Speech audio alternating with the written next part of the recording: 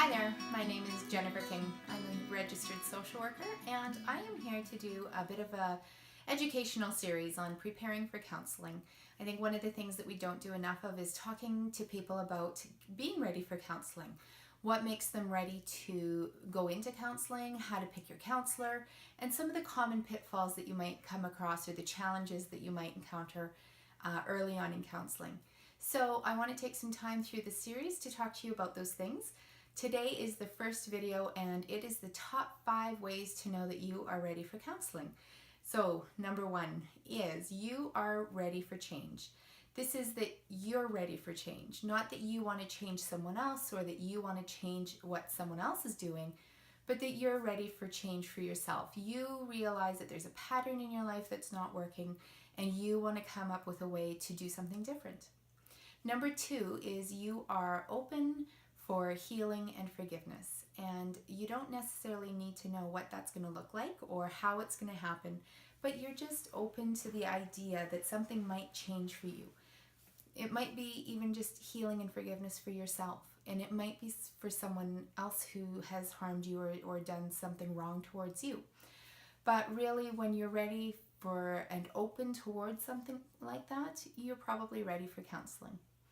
The third one is that you are going to see the cost of counseling as an investment into yourself.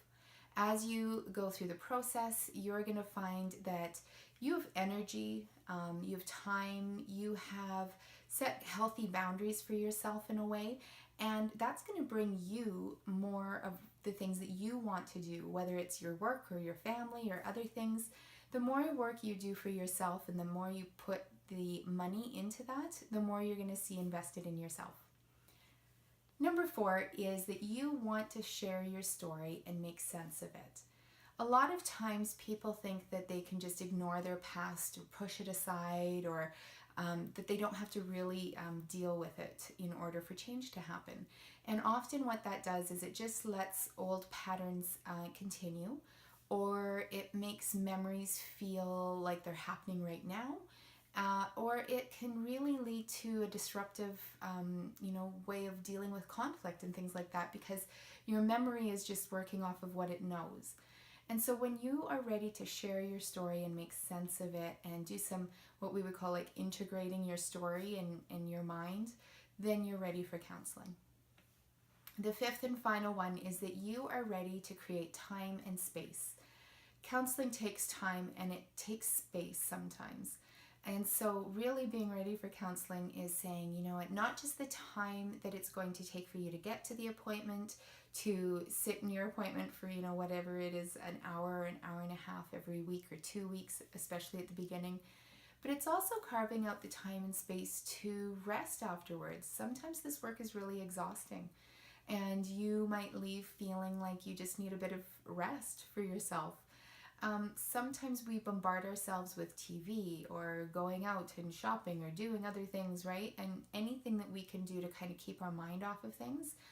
And when you're in counseling, if that's something that works for you to help you through some of this, that's okay.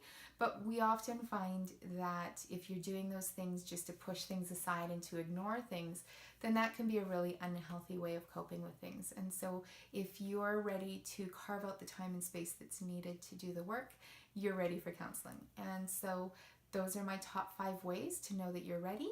Join me in our next video for how to go about picking your counselor and some of the things that are good to know before you move into that part. And take care. Thanks.